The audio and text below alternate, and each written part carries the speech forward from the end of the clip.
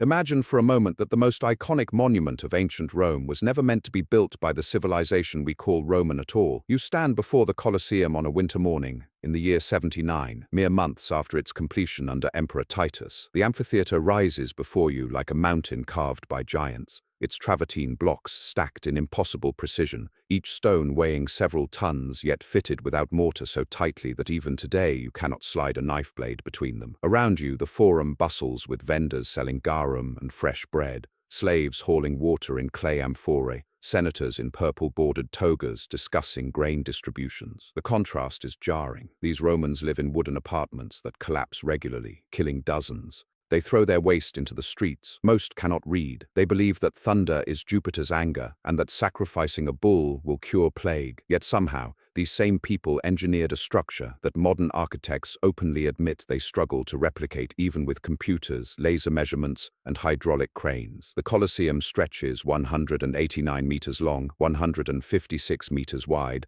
and rises 48 meters into the Roman sky. But these numbers mean nothing until you understand what they represent in terms of engineering impossibility. The foundation alone required excavating a lake, draining the artificial waters that Nero had created for his golden house, then sinking thousands of cubic meters of concrete and stone into the marshy ground to create a stable base. How did they calculate the load-bearing requirements? How did they know that the subterranean network of tunnels, chambers, and mechanical systems would not cause the entire structure to sink into the soft earth? Modern engineers use sophisticated computer modeling to predict settlement patterns, stress distribution, and geological stability. The Romans allegedly did this with rope, plumb bobs, and basic arithmetic. Walk closer and examine the outer wall. 4 stories of arcades rise in perfect symmetry, each level employing a different architectural order: Doric on the ground floor, Ionic on the second, Corinthian on the third, and Corinthian pilasters on the fourth. 80 arched entrances pierce the ground level, numbered with Roman numerals to guide spectators to their designated seats. The precision is unsettling. Every arch is identical. Every column aligns perfectly with those above and below. The entire structure employs a complex system of radial and concentric walls that distribute weight so efficiently that even after 2,000 years of earthquakes, stone robbery, and neglect, the essential framework remains intact. Yet if you examine typical Roman construction from this period in other parts of the city, you find crude brick walls, irregular stonework, and structures that began crumbling within decades of completion. The Colosseum stands as an anomaly, a technological island in a sea of primitive construction. But the true mystery reveals itself when you descend into the Hypogeum, the underground complex beneath the arena floor. Here, in the shadowy depths, you find a mechanical system so sophisticated that it seems pulled from a different civilization entirely. 80 vertical shafts rise from the hypogeum to the arena floor above, each equipped with a capstan and pulley system capable of lifting caged animals, scenery, and even human performers into the arena with split-second timing. 32 animal cages line the walls, their doors connected by ropes to a central mechanism that could release dozens of lions, bears, or elephants simultaneously. Trapdoors, ramps, and rotating platforms create a 3-dimensional maze of theatrical machinery. The entire system was designed to orchestrate complex sequences: gladiators rising from below, wild beasts emerging from hidden doors, elaborate sets appearing and disappearing, all coordinated to create spectacles that left 50,000 spectators breathless with wonder. Consider what this machinery represents. Each capstan required teams of workers turning in perfect synchronization. The ropes had to be strong enough to lift hundreds of kilograms, yet flexible enough to run through pulleys without snapping. The timing mechanisms demanded split-second precision. A single mistake could send a gladiator rising into an arena still occupied by a rampaging rhinoceros or cause scenery to collapse on paying spectators. Modern theatrical productions use computerized control systems, hydraulic lifts, and electric motors to achieve similar effects. The Romans supposedly managed it with muscle power, wooden gears, and hemp rope. Does this seem reasonable? Does this match the technological profile of a civilization that still used human and animal waste as fertilizer, that had no understanding of germ theory, that treated infections with prayers and bloodletting? The water system presents an even deeper paradox. The Colosseum could be flooded for mock naval battles, a spectacle called naumachia. Ancient sources describe reenactments of famous sea battles with full-scale warships, complete with crews of prisoners, and condemned criminals who fought to the death on a flooded arena floor. To accomplish this, engineers had to seal the arena floor, preventing 50,000 cubic meters of water from draining into the hypogeum below. They had to fill this artificial lake quickly enough that the audience would not grow bored waiting. They had to ensure the water was clean enough that it would not breed disease in the heart of Rome. Then, after the spectacle concluded, they had to drain the entire system, dry the arena floor, and prepare for the next day's gladiatorial combat. The hydraulic engineering required for this feat staggers the imagination. Modern stadiums with retractable roofs and convertible playing surfaces require months of planning and armies of technicians for each conversion. The Romans supposedly did this regularly as entertainment, with technology that officially did not extend beyond aqueducts and lead pipes. If you enjoy historical stories about the hidden mysteries of the past, please like this video and leave a comment with 1. If you don't, write 0. This helps us understand how valuable these narratives are to you. But let us step back from these engineering impossibilities and examine the broader context. Rome in the 1st century was a city of perhaps 1 million inhabitants, making it the largest urban center in the Western world. Yet this million people lived in conditions that would horrify modern observers. The insulae, the apartment buildings that housed the common people, regularly collapsed without warning. Fires swept through entire neighborhoods because buildings were constructed of wood and heated with open flames. The streets were so clogged with refuse that pedestrians hired servants to carry them across on litters. Disease was rampant. Life expectancy hovered around 25 years. Most Romans never traveled more than a few kilometers from their birthplace. Education was a privilege of the wealthy. The vast majority of the population was functionally illiterate. This is the civilization that supposedly built the Colosseum, a society where most people lived in squalor, where sanitation was primitive, where the average person possessed no formal education and no exposure to advanced mathematics or engineering principles. Yet somehow, from this population, Rome produced architects and engineers capable of designing a structure that incorporated load-bearing calculations, hydraulic systems, mechanical automation, and architectural symmetry that would not be matched again for more than 1,000 years. The Romans who built the Colosseum used the same water sources, ate the same food, and lived in the same filthy apartments as their neighbors. They were not a separate superior race. They were ordinary people. So where did the knowledge come from? The official history tells us that Roman engineering developed gradually, building on Greek and Etruscan foundations. The arch, the keystone, the use of concrete, all these elements came together through centuries of trial and error, culminating in the grand projects of the imperial period. But examine this narrative closely and you find troubling gaps. The technology required to build the Colosseum appears suddenly, almost fully formed, in the historical record. Earlier Roman structures show none of this sophistication. The Circus Maximus, for instance, was repeatedly rebuilt over centuries, each iteration only marginally better than the last. The early Roman forums were chaotic jumbles of temples, markets, and government buildings with no coherent planning. Then abruptly, in the span of a single century, Roman engineering leaps forward. The Pantheon with its impossible, unreinforced concrete dome, the baths of Caracalla with their soaring vaulted ceilings and complex heating systems, and the Colosseum, the crown jewel of imperial engineering, rising in less than a decade. Consider the construction timeline. Traditional histories claim the Colosseum was built between 70 and 80 CE, a mere 10 years from groundbreaking to completion. 10 years to excavate the foundation, sink the pilings,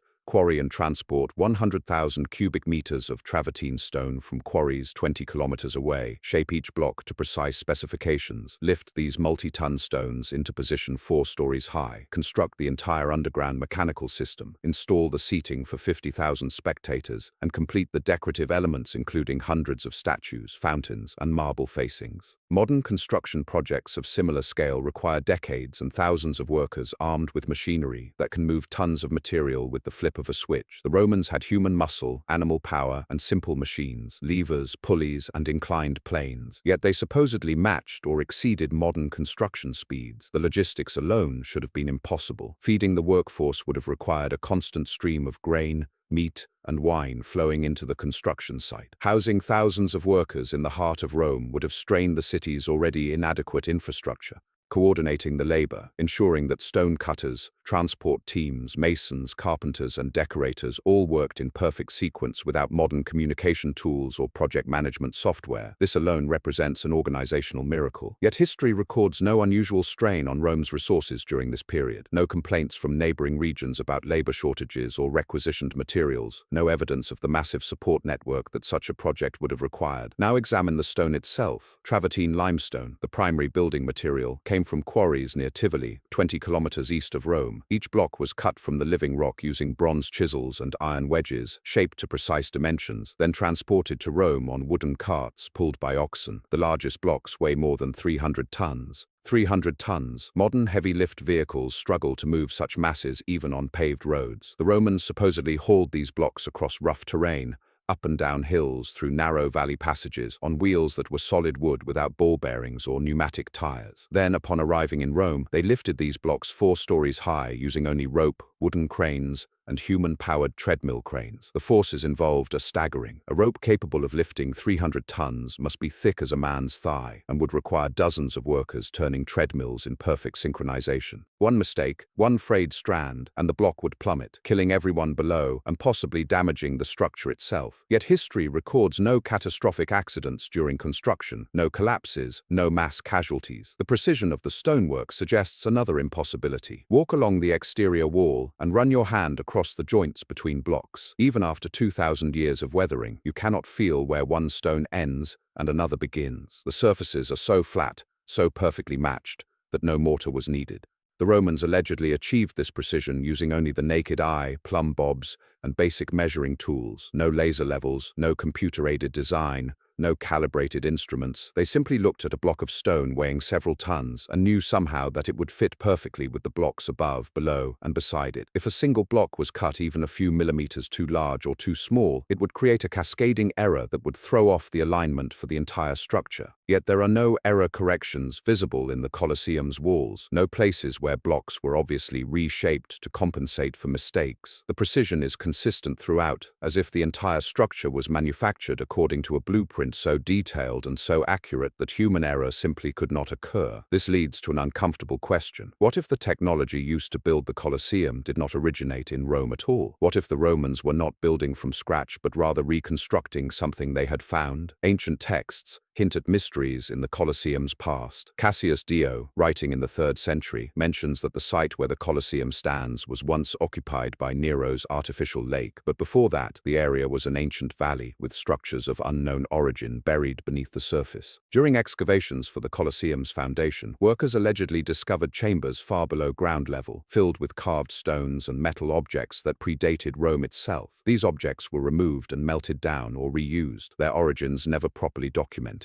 The official explanation claims these were merely Etruscan ruins or early Roman dwellings, but Etruscan construction bears no resemblance to the Colosseum's sophistication. The Etruscans built with mud brick and local stone. They created simple tombs and modest temples. They did not possess the engineering knowledge required for the Colosseum. What if, instead, the Romans discovered something else beneath that valley? What if they found the remains of a civilization far older and far more advanced than anything in the historical record? The Romans were excellent at one thing: copying. They copied Greek art, Greek philosophy, Greek mathematics. They absorbed Egyptian obelisks, Mesopotamian architectural elements, and Celtic metalworking techniques. Roman culture was fundamentally syncretic, blending elements from every conquered people into a hybrid civilization. What if the Colosseum represents the same process applied to an unknown predecessor? What if Roman engineers found intact architectural plans, or perhaps even partially constructed structures left by a people who vanished long before Rome was founded? This hypothesis sounds fantastical until you examine other Roman megastructures and notice the same pattern. The Pantheon's dome, completed in 126 CE, remains the largest unreinforced concrete dome ever constructed. Modern engineers openly state that building such a dome today would be extraordinarily difficult, requiring complex calculations and specialized materials. Yet the Romans supposedly mixed volcanic ash with lime and water, poured it into a temporary wooden framework, and somehow knew with absolute certainty that the dome would not collapse under its own weight once the framework was removed. The concrete at the top of the dome is a different composition than the concrete at the base, lighter and more porous to reduce weight. This requires understanding material science at a level that should not have existed in the ancient world. The oculus, the 9-meter circular opening at the dome's apex, creates a perfect compression ring that holds the entire structure in equilibrium. One mistake in calculating the stresses, and the dome would have cracked and fallen. Yet it stands perfectly 2,000 years later, while modern concrete structures crumble after decades. The Roman aqueducts present a similar paradox. These massive stone channels carried water across hundreds of kilometers of countryside, maintaining a gradient so precise that water flowed at a constant rate without pumps or mechanical assistance. The Aqua Claudia, completed in 52 CE, stretched 69 kilometers from its source in the mountains to Rome, crossing valleys on multi-story arcades and tunneling through solid rock where necessary. The gradient averages just a few centimeters per kilometer, an almost imperceptible slope. Calculate that gradient incorrectly by even a tiny margin, and either the water flows too fast, eroding the channel, or too slow, allowing sediment to accumulate and block the flow. Yet the Aqua Claudia functioned perfectly for centuries. How did Roman engineers survey a route 69 kilometers long through mountainous terrain and determine the exact elevation at every point? Modern surveyors use GPS, electronic theodolites, and computer modeling. The Romans had weighted strings and water levels. The discrepancy is absurd. Return to the Colosseum and consider another disturbing detail: the seating arrangement. The structure could accommodate 50,000 spectators, each assigned a specific seat based on social class. Senators sat closest to the arena floor on marble benches. Behind them sat the equestrian class. Above them, Roman citizens. Higher still, freedmen and foreigners. At the very top, women and slaves stood in a wooden gallery. This social stratification was rigidly enforced, with separate entrances and staircases for each class to prevent mingling. Now ask yourself, how did 50,000 people find their assigned seats in a structure with 80 ground-level entrances? There were no ushers in modern sense, no electronic tickets, no PA system. Yet historical accounts describe spectacles beginning on time, with the entire audience seated and ready. The organizational sophistication required for this feat suggests a level of crowd management that should not have been possible without modern communication technology. The acoustic properties of the Colosseum reveal yet another impossibility. Despite its size, the structure was designed so that a person speaking in normal voice from the arena floor could be heard clearly even in the highest seats. Modern acoustic engineers study the Colosseum and find that its shape, the angle of the seating, and the materials used create a natural amplification effect. Sound waves bounce off the curved walls and are directed upward toward the audience rather than dissipating into open air. This is not an accident of construction. This requires deliberate acoustic design based on understanding how sound propagates through space, how different materials absorb or reflect sound waves, and how architecture can manipulate these properties. The ancient Greeks discovered some acoustic principles in their theaters, but the Colosseum takes this to another level entirely. It is an enclosed structure, not an open-air hillside theater. The acoustic challenges are exponentially more complex, yet the Romans solved them perfectly. Then there is the question of scale that haunts every aspect of the Colosseum. Ancient sources claim that during the opening games in 80 CE, 9,000 animals were killed over the course of 100 days of spectacles. 9,000. Lions, bears, elephants, leopards, crocodiles, hippopotami, rhinoceroses, creatures captured from across the known world and transported to Rome. Where were they kept? How were they fed? A single adult male lion consumes approximately 7 kilograms of meat per day. 9,000 large predators and exotic animals would require tons of meat daily, a logistical nightmare, even for modern zoos with refrigerated storage and global supply chains. The Romans had none of these advantages, yet they not only kept these animals alive, but kept them healthy enough to put on an impressive show for the Roman crowd. The underground animal cages in the Hypogeum are impressive, but far too small to house thousands of large predators for months. Where were the main holding facilities?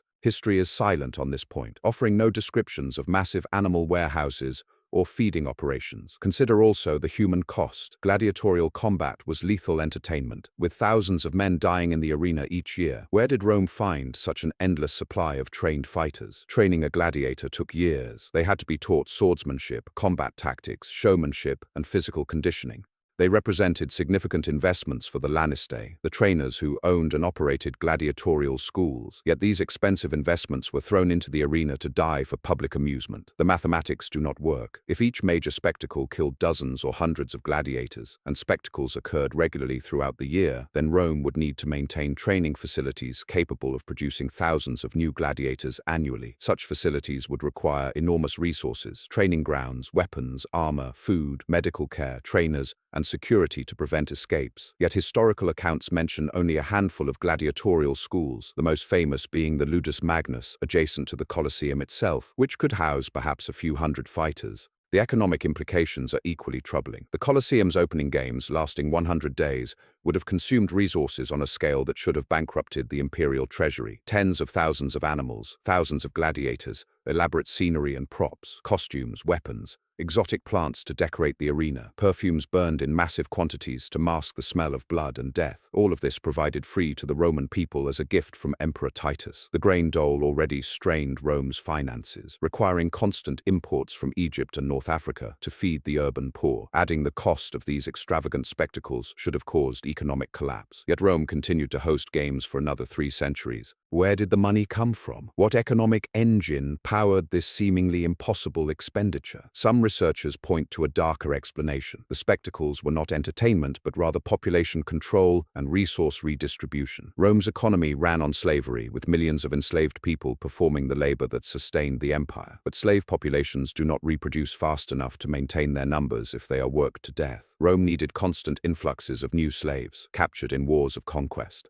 The gladiatorial games and animal hunts served multiple purposes, disposing of prisoners of war, criminals, and religious dissidents who would otherwise require feeding and guarding, providing violent spectacle to pacify the urban masses and distract them from political grievances, and demonstrating Roman military superiority by showcasing exotic animals and defeated enemies from distant lands. But this explanation only deepens the mystery. If the games were efficient resource management, why build such an elaborate structure? A simple arena with wooden seats would suffice for mass executions. The Colosseum's sophistication suggests purposes beyond mere slaughter. Here we must confront the most disturbing possibility of all. The Colosseum was not built by the Romans. Not really. The civilization we call Roman was itself the inheritor of something older, something that left behind architectural knowledge and engineering principles that the Romans only partially understood. They could copy, they could reconstruct, they could follow plans, but they could not innovate beyond what they had been given. Look at the trajectory of Roman engineering after the 2nd century. It plateaus. No structures built after the Colosseum and Pantheon exceed those earlier achievements. The late Roman Empire produced no engineering marvels. Instead, construction quality declined. Buildings became smaller, simpler, less ambitious. By the 4th and 5th centuries, Roman engineers struggled to maintain existing structures, let alone build new ones. The knowledge was being lost. This pattern appears throughout history in civilizations that suddenly achieve technological heights they cannot sustain. Easter Island, where people who lived in simple huts somehow carved and transported massive stone statues weighing up to 82 tons. Göbekli Tepe in Turkey, where hunter-gatherers supposedly erected megalithic temples with carved pillars 11,000 years ago, thousands of years before agriculture or settled civilization allegedly existed. The pyramids of Giza, built with such precision that modern engineers debate how they could be replicated even with current technology. Tiwanaku in Bolivia, with its massive stone blocks fitted together with copper clamps and precision that rivals computer-controlled manufacturing. In each case, we find cultures producing 1 or 2 impossibly sophisticated structures, then declining or disappearing entirely, leaving behind monuments that their supposed builders should not have been capable of creating. What if these monuments are not products of the civilizations we credit them to? What if they are remnants of something that came before, something that was destroyed so completely that only fragments remain? The Greeks had legends of Atlantis, a technologically advanced civilization destroyed by catastrophe. The Hindu texts speak of Vimanas, flying machines from an earlier age. Sumerian tablets describe the Anunnaki, beings who brought civilization to humanity. Native American traditions tell of sky people who taught the ancestors before vanishing. These are dismissed as mythology, fantasy, the primitive imagination at work. But what if they are cultural memories, distorted by time, of something real? The Roman historian Pliny the Elder, writing in the 1st century CE, recorded strange discoveries: metal objects found deep underground that showed no signs of rust or decay, stones with writing in unknown languages, tools of peculiar design whose purposes could not be determined. He describes these as curiosities, oddities collected by wealthy Romans for their private museums. But what if these objects were not oddities, but rather evidence of predecessor civilizations? What if Rome was built literally on top of ruins that predated recorded history? The geological evidence is tantalizing. Across the Mediterranean and into Western Europe, archaeologists find layers of ash, char, and destruction debris dated to approximately 12,000 years ago, corresponding to the end of the last Ice Age. Sea levels rose by more than 100 meters as glaciers melted, drowning coastal settlements and erasing whatever civilizations might have existed there. Climate changed drastically, triggering mass extinctions and forcing human populations to adapt or die. What we call the dawn of civilization, the Neolithic Revolution, might instead be the slow recovery of humanity from near extinction, the survivors starting over with fragments of lost knowledge. The Romans themselves seemed aware that they were not the originators of their own technology. Roman writers frequently refer to ancient secrets and lost arts of the founders. When Roman engineers encountered problems they could not solve, they consulted mysterious texts called the Libri Pontificales, supposedly containing engineering knowledge passed down from Rome's founding. These texts have not survived. We know them only through references in other works. What secrets did they contain? Were they truly Roman in origin, or were they copies of something far older, perhaps found in the ruins beneath Rome's hills? The construction techniques used in the Colosseum match techniques found in other ancient megastructures that predate Rome by thousands of years. The use of massive stone blocks fitted without mortar appears in Sacsayhuaman in Peru, in the temples of Egypt, in the walls of Mycenaean Greece.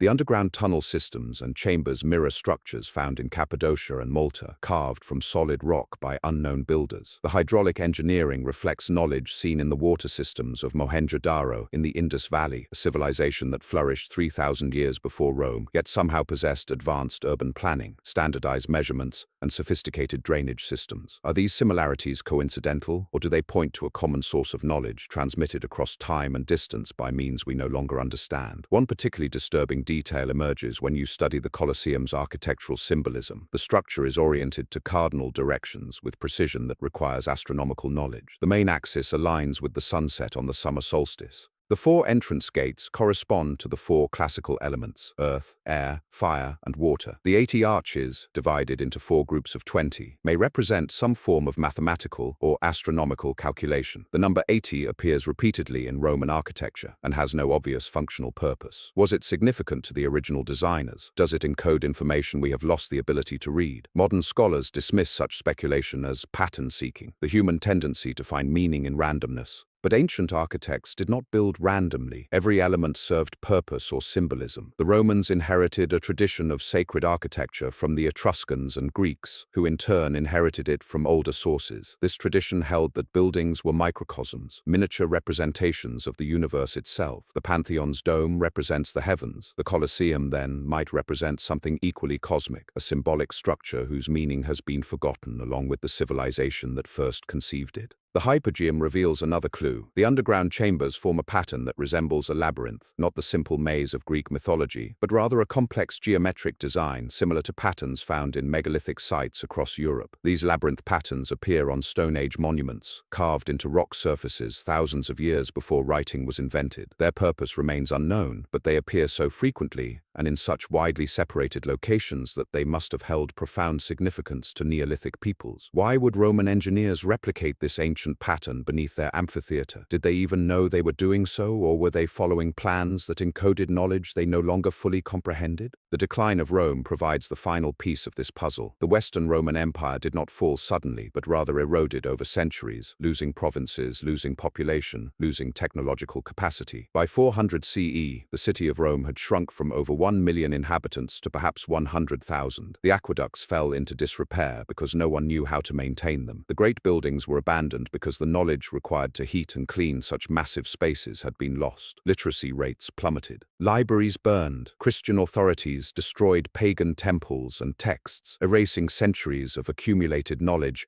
in their zealous pursuit of religious purity. But here is the crucial point. Even at Rome's height, even when the empire controlled the Mediterranean and Western Europe, Romans never matched the achievements of their ancestors. They built no structure more ambitious than the Pantheon. They created no engineering system more sophisticated than the aqueducts. After the 2nd century, Roman technology did not advance. It merely maintained what already existed. This is not how technological civilizations behave. Look at any society in history where genuine innovation occurs. Egypt during the Old Kingdom, Greece during the Classical period, China during the Han Dynasty, Europe during the Industrial Revolution. In each case, technology accelerates. Each generation builds on the previous, creating more sophisticated tools, more ambitious structures, more complex social organizations. Rome did the opposite. Rome peaked and then declined, as if the knowledge that had created its greatest monuments was already slipping away even as those monuments were completed. This pattern suggests a civilization in regression, not progression. Rome was not climbing toward a technological apex, but rather descending from one. The great structures were not innovations, but rather imitations, copies of copies, each generation understanding less than the last, until finally the knowledge was lost entirely, and Europe plunged into the Dark Ages. For 1,000 years after Rome's fall, no one in Europe built anything comparable to the Colosseum. The engineering knowledge simply did not exist. Medieval builders looked at Roman ruins with awe and incomprehension, wondering how their ancestors had achieved such marvels. They could not even properly repair Roman roads, let alone construct new aqueducts or amphitheaters. What happened? What knowledge was lost? The conventional explanation blames barbarian invasions, economic collapse,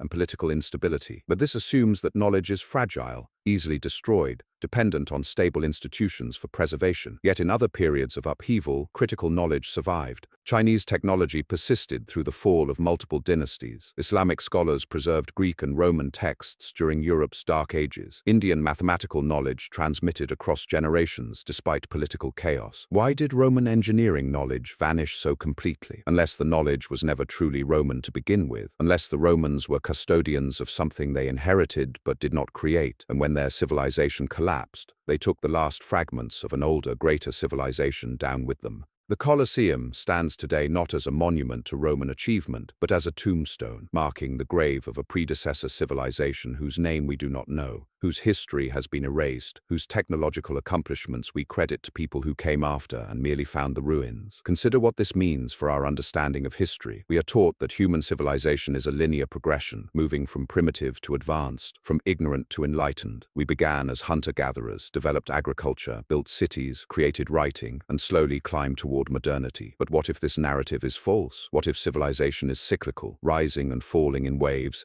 each collapse erasing most of the evidence, leaving only fragments for the next iteration to find? What if we are not the first technological civilization, but merely the latest, building on rubble we do not recognize as rubble? The evidence is everywhere once you learn to see it. Megalithic structures on every continent, built with techniques we cannot explain. Myths and legends describing advanced ancient peoples who possessed powers we interpret as magic but which might have been technology. Geological anomalies suggesting catastrophes far more severe than anything in recorded history. And structures like the Colosseum sitting in plain sight, their sophistication so far beyond what should have been possible that we invent elaborate explanations rather than confront the obvious conclusion. The people we credit with building these monuments did not possess the knowledge required to design them. They found something, copied it, and claimed it as their own. The implications are profound and disturbing. If our history is false, if we are living among the ruins of a previous technological civilization, then we must ask, what destroyed them? What catastrophe was so complete that it erased nearly all evidence of their existence? And most frightening of all, could it happen again? Are we, despite our apparent technological superiority, actually more fragile than the civilization that came before?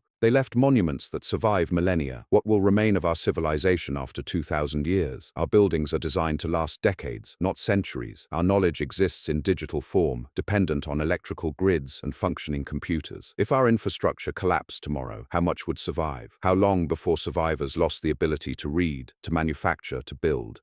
How many generations before humans looked at the ruins of our cities and wondered how the ancients achieved such impossible feats? The Colosseum watches over Rome, silent and enigmatic, a mystery we pass daily without seeing. We photograph it, we tour it, we tell stories about gladiators and emperors, but we never ask the fundamental question, how is this possible? How did people who lived in squalor, who died of simple infections, who believed in gods and omens, create something so sophisticated that modern engineers study it with respect bordering on reverence? The answer, if we are honest, is that they probably did not. They found it, or they found plans for it, or they reconstructed it from ruins even older. And in doing so, they preserved for us a glimpse of what was lost, a hint of what humanity once achieved and then forgot. The story of the Colosseum is not a story of Roman triumph. It is a story of amnesia, of a species that reached heights we can barely imagine, then fell so far that even the memory of that achievement was erased. We stand on ruins, we live in the shadow of giants, and we tell ourselves comforting lies about our own importance, our own progress. But the truth stares at us from travertine walls, whispers to us through underground chambers, challenges us from every impossible angle and every perfect arch. You are not the first. You are not the greatest, and if you are not careful, you will not be the last to forget.